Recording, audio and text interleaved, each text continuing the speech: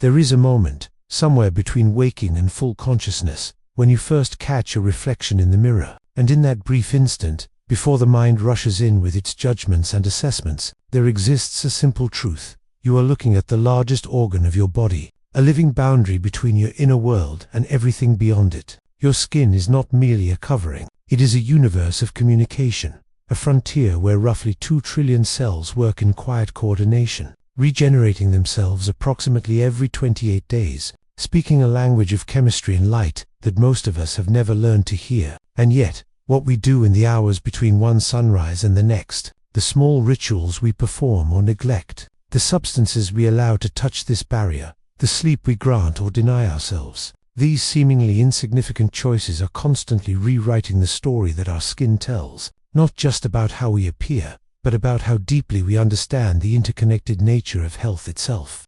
Water moves through the human body like a kind of intelligence. When we speak of hydration and skin health, we are not simply discussing cosmetic moistness or the absence of visible dryness. We are examining something far more fundamental, the biophysical properties of the stratum corneum, that outermost layer of skin composed largely of dead cells arranged like bricks in mortar. Cells that, despite their lifelessness, serve as sophisticated guardians of the moisture within. Research consistently demonstrates that proper hydration from within, the deliberate consumption of water throughout the day, influences the skin's mechanical properties, its elasticity, its capacity to recover from deformation. When dermal tissue maintains adequate water content, the fibroblasts, those remarkable cells responsible for producing collagen and elastin, function with greater efficiency. They synthesize proteins more effectively, repair damage more swiftly. But here is what captures the imagination: the relationship between internal hydration and skin.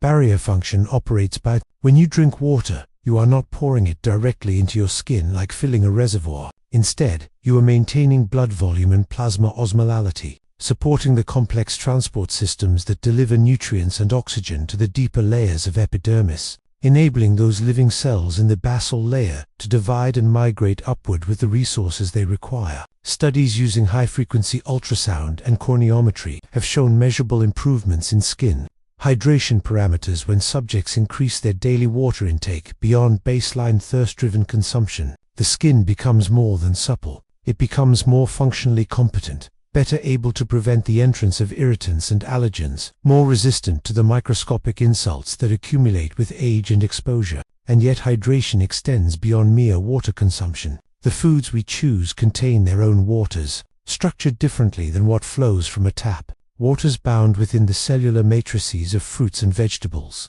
accompanied by electrolytes and minerals that facilitate absorption and cellular uptake. A cucumber is not simply water shaped like a vegetable. It is a delivery system for hydration that includes silica and vitamin K, compounds that support connective tissue integrity. When we eat foods with high water content, we participate in a more ancient form of hydration, one that humans evolved, consuming long before bottles and filtered systems existed. The skin, receiving this nourishment through the complex routes of digestion and circulation, responds not with gratitude, for it has no consciousness, but with improved function, with resilience that manifests as fewer fine lines, better texture, a kind of radiance that no external product can fully replicate. There is also the matter of humidity and environmental water loss. The skin constantly loses water through a process called transepidermal water loss, an invisible evaporation that occurs even when we are not sweating. In dry environments, whether from winter heating or arid climates,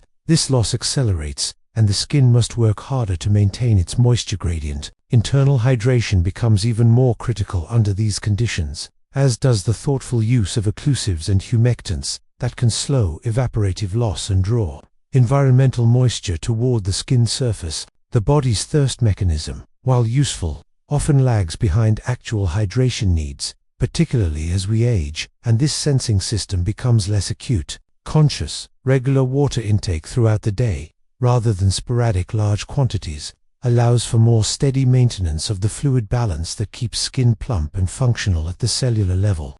Sleep is not a passive shutdown of consciousness, it is an active state of restoration so profound that depriving humans of it for extended periods creates physiological changes that mirror accelerated aging. During the deeper stages of non-REM sleep, particularly during those cycles that occur in the first half of the night.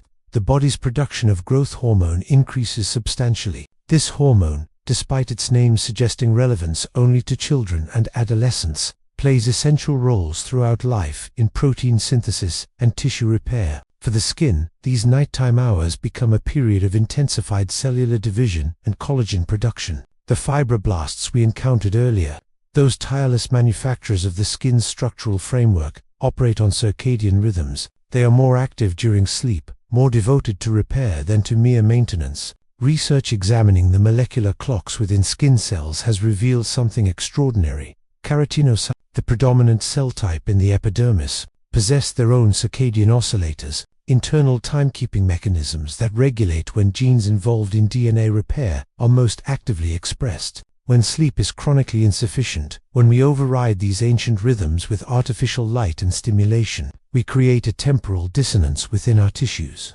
Studies comparing the skin of individuals who consistently sleep 7 to 9 hours with those sleeping fewer than 6 hours show measurable differences. The sleep-deprived groups exhibit increased transepidermal water loss, decreased skin barrier recovery after disruption, and higher levels of inflammatory markers. Their skin ages measurably faster, not merely in appearance but in functional competence. But the relationship between sleep and skin extends into psychological territories as well. The stress hormone cortisol follows its own circadian pattern, typically lowest during sleep and rising toward morning. Chronic sleep disruption flattens this curve, keeping cortisol elevated throughout the 24-hour cycle. Elevated cortisol breaks down collagen, impairs the skin's ability to retain moisture, and exacerbates inflammatory skin conditions from acne to eczema to psoriasis. When you choose to sleep, you are not withdrawing from life. You are investing in the biological processes that make vibrant living possible.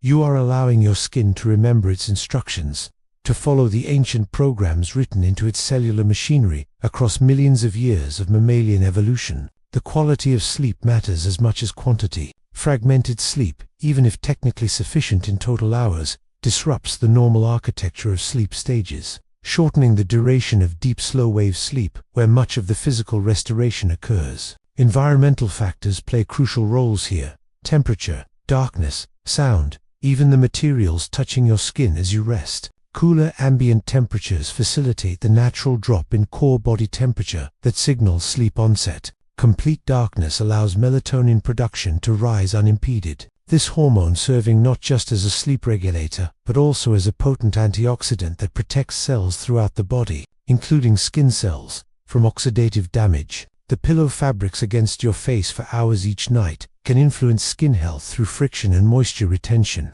with smoother materials like silk, creating less mechanical stress and allowing better air circulation than rougher cotton weaves. Sleep position itself affects how gravity and compression forces act on facial tissues over time, contributing to asymmetries and wrinkle patterns that develop preferentially on the side, where pressure concentrates night after night.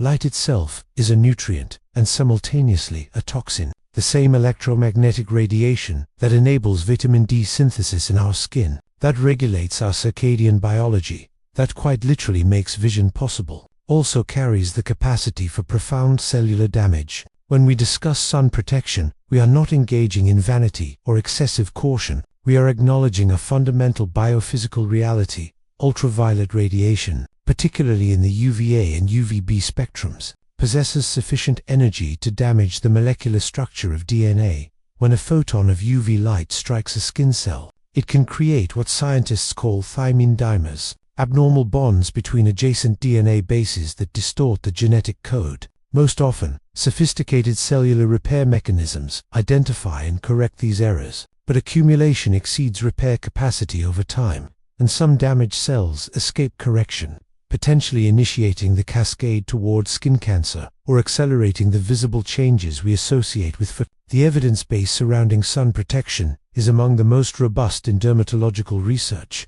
Randomized controlled trials following participants for years have demonstrated that daily application of broad-spectrum sunscreen significantly reduces the incidence of both melanoma and non-melanoma skin cancers. More than this, studies examining photoaging have shown that consistent sun protection can slow or even partially reverse certain signs of UV-induced damage. The skin possesses remarkable recuperative abilities when given respite from continuous assault. Collagen that has been degraded by matrix metal or proteinases, enzymes upregulated by UV exposure, can gradually be replenished when photoprotection becomes consistent. Fine lines may soften, pigmentation irregularities may fade, not because of any miracle compound applied topically, but because the skin's own repair mechanisms finally have the opportunity to operate without constant interruption. Understanding UV exposure means recognizing that cloud cover blocks only a fraction of ultraviolet radiation, that snow and water reflect it intensely, amplifying exposure,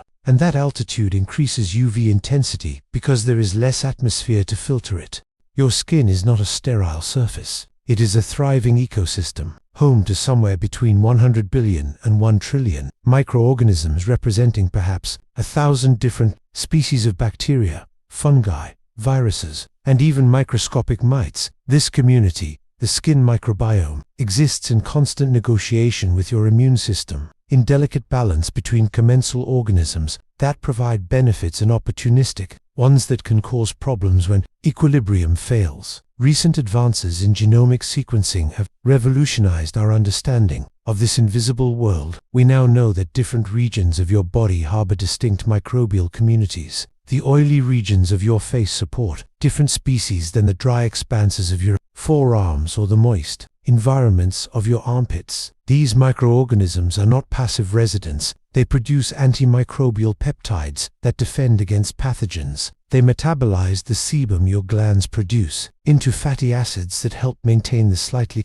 acidic pH that the skin prefers. They communicate with immune cells in ways that train your immune system to distinguish between harmless environmental exposures and genuine threats. The implications for skincare practices are profound. The Western obsession with antibacterial products and frequent washing with harsh detergents may inadvertently disrupt these beneficial communities. Research has shown that excessive cleansing, particularly with alkaline soaps, raises skin pH, disrupts barrier function, and creates dysbiosis, an imbalance in the microbial community that can manifest as increased sensitivity, inflammation, and susceptibility to colonization by pathogenic organisms. This does not mean abandoning hygiene, but rather approaching it with more ecological wisdom. Gentle cleansing that removes excess oil and debris without stripping the skin completely, using pH-balanced products when possible, avoiding unnecessary antibacterial agents except in specific medical contexts. These practices support microbiome health and recognize that we are not isolated organisms, but walking ecosystems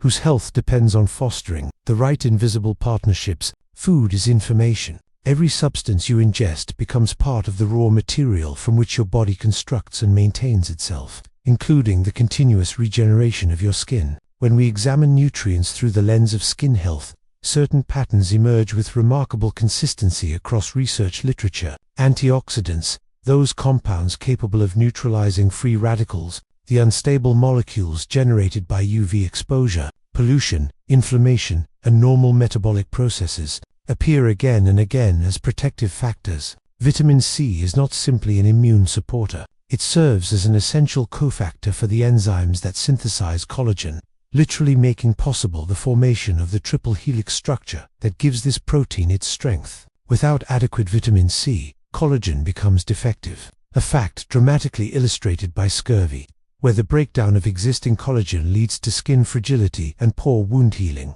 But vitamin C represents just one thread in a complex nutritional tapestry. Vitamin A and its precursor beta-carotene influence cellular differentiation in the skin, helping to regulate the orderly progression of keratinocytes from the basal layer to the surface. Deficiency leads to hyperkeratinization, the excessive production and retention of dead skin cells. Vitamin E works synergistically with vitamin C in antioxidant networks, protecting cell membranes from lipid peroxidation. Omega-3 fatty acids, the long-chain polyunsaturated fats found abundantly in fatty fish and certain plant sources, incorporate into cell membranes throughout the body, including skin cells, where they influence membrane fluidity, inflammatory signaling pathways, and the production of specialized pro-resolving mediators that help inflammation resolve properly rather than becoming chronic. The minerals to play irreplaceable roles. Zinc is involved in over 300 enzymatic reactions, many relevant to skin health. From wound healing to sebum regulation to protection against UV damage, selenium supports glutathione peroxidase, another crucial antioxidant enzyme. Copper participates in elastin and collagen cross-linking, creating the structural resilience that allows skin to stretch and return to its original form thousands of times throughout each day.